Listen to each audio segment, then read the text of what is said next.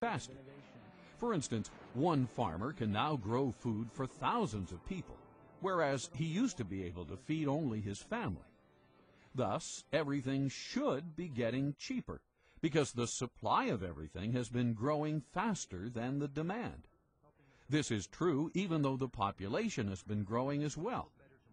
Unfortunately, this is not what we observe. With the exception of a few industries, like the computer industry, and products we import from places like China, it seems that almost everything is getting more expensive, but oftentimes cheaper in quantity. How can this be? Over the decades, the productive energy of society seems to be getting siphoned off.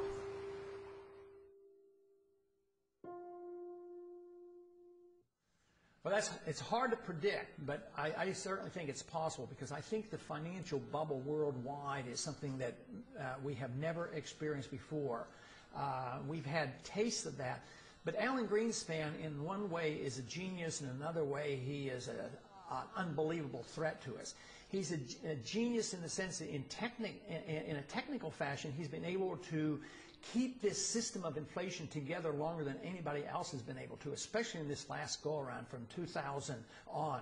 With the collapse of the NASDAQ bubble, we really didn't have much of a recession, because he immediately started inflating massively, taking interest rates down to 1%.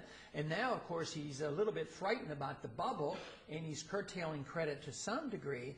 But the dollar has become the gold of the world.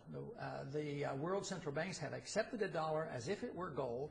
Greenspan claims that they have gotten the paper money to act as if it is gold, which I strongly disagree with, and all the hard money people disagree with. But I believe he's been capable of creating this huge financial bubble, and the world has not yet seen what may come of this. So I suspect that depending on when it comes and what we do, it could very well end up into a much worse situation than the Great Depression. But if the country decided, well, something has to be done, and we went to a gold standard and limited the creation of credit, curtailed the power of the Fed, I think it would iron out all our difficulties. When Argentina periodically would just quit inflating and maybe tie their currency to even the dollar. Price inflation went like from hundreds of percent per year down to 2% or 3%. So it's rather rapid.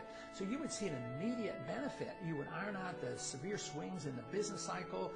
The price problems would be diminished. But the one thing we'd have to give up, which to me would be a benefit, government would have to curtail spending, because they can't tax the people enough to pay for all those bills. So we would have to curtail our spending. So that would be, to me, a tremendous boost to the American people and to the economy. At the same time, we gave sound money. I mean, this would be fantastic. Within months, there would be some people who would suffer from the adjustment period, but it might be the people who have benefited so much over these years.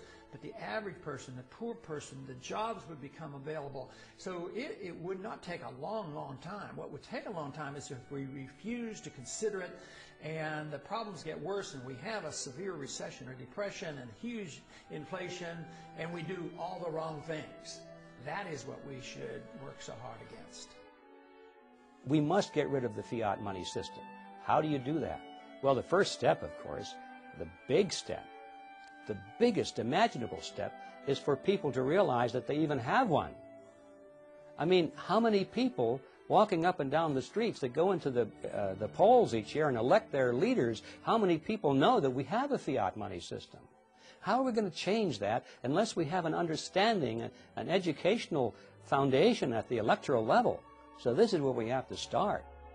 Because so many people in the U.S. are now semi-illiterate, thanks to the government-sponsored public school system, it may be possible to stimulate a discussion on the Federal Reserve only through films and TV shows. In many ways, film has replaced the written word for the masses. What is the Federal Reserve System? It's where they generate the money, and they keep the money, I think. Federal Reserve System is a banking structure owned by the banks and run by the government. No, I don't know much about this. Okay, thank you. It's a system of balancing the flow of currency throughout the United States so that as banks need to have liquidity, they have it, and as they need to tighten up money, they tighten it up. Similar to what you had said earlier about having the reserves for when we go in a crisis or something, and you need to have that actual backing, not just the dollar currency, because paper is paper, and if you don't have that gold or silver behind it, then it's just going to be paper. It was established in, if I guessed, I'm not sure, in 1913 perhaps, to establish stability in the American financial system. I don't know the answer to that. What is the system? It's a banking system that's run by the government. It's almost like a fourth branch, but it's run by the government, and it's guaranteeing that banks will remain stable. And if they're not stable, they'll take it over. A way of backing up the money. I don't know. Yeah. And what is the Federal Reserve System? Well, do you want Andrew Jackson's opinion of the Federal Reserve System or what? Your opinion. I liked his. It's a bunch of organized crooks. Wow. Now that citizen is informed. Too bad everyone is not as aware of how far we have strayed from our founding principles.